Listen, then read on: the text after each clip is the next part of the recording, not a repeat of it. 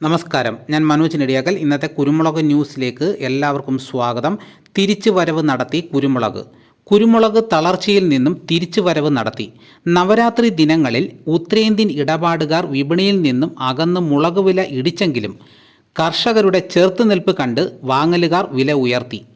വിപണിക്ക് താങ്ങ് പകരാൻ സ്റ്റോക്കിസ്റ്റുകൾ ചരക്ക് നീക്കം കുറച്ചത് അന്തർ സംസ്ഥാന വാങ്ങലുകാരെ പ്രതിസന്ധിയിലാക്കി.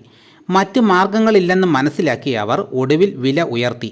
ദീപാവലി ഡിമാൻഡ് ഉള്ളതിനാൽ കുരുമുളക് വില കൂടുതൽ ആകർഷകമാകുമെന്ന നിലപാടിലാണ് ഒരു വിഭാഗം. കൊച്ചിയിൽ അൺഗാർബിൾഡ് കുരുമുളക് 679 രൂപയിൽ നിന്നും 684 രൂപയായി. അന്താരാഷ്ട്ര മാർക്കറ്റിൽ മലബാർ മുളക് ടണ്ണിന് $8,200.